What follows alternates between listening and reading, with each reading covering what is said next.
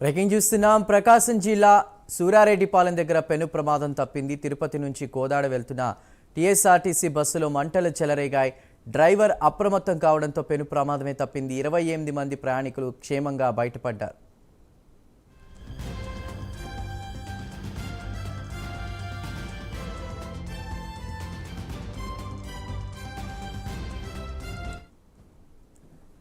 ప్రకాశం జిల్లా సూరారెడ్డిపాలెం దగ్గర పెను ప్రమాదం తప్పింది. తిరుపతి నుండి కోదాడ వెళ్తున్న టీఎస్ఆర్టీసీ బస్సులో మంటలు చెలరేగాయి.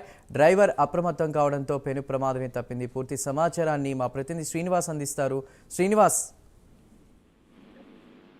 డ్రైవర్ అప్రమత్తంతో పెను ప్రమాదం తప్పిందని చెప్పాలి. తిరుపతి నుండి హైదరాబాద్ వెళ్తున్న సూపర్ లగ్జరీ బస్సులో ప్రకాశం జిల్లా టంగుటూరు మండలం సూరారెడ్డిపాలెం సమీపంలో రాగానే మంటలు చెలరేగుతున్నట్టు డ్రైవర్ ముందుగా కనిపెట్టడం జరిగింది. ఆయన అప్రమత్తతో బస్సు ఆపేసి అతన్ని అందరినీ ప్రయాణికులు ఆ ఘటన జరిగే టైంకి మంటలు చెలరేగే టయానికి బస్సు 28 మంది ప్రయాణికులు ఉండటం జరిగింది. అందరినీ డ్రైవర్ అప్రమత్తతో సైడ్కి తీసేసి అందరినీ 28 మందిని కూడా సురక్షితంగా కిందకి దించేశారు.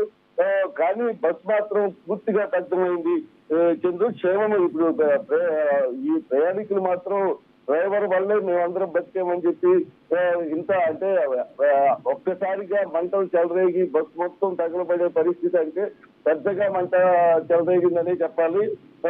అందువల్లే డ్రైవర్ అప్రమత్తత ముందుగానే అతను గ్రహించటం, ఆయన సైడ్కి తీయటం వల్లే వాళ్ళందరూ సురక్షితంగా బయటపడ్డామని చెప్పి అంటున్నారు. చంద్రు.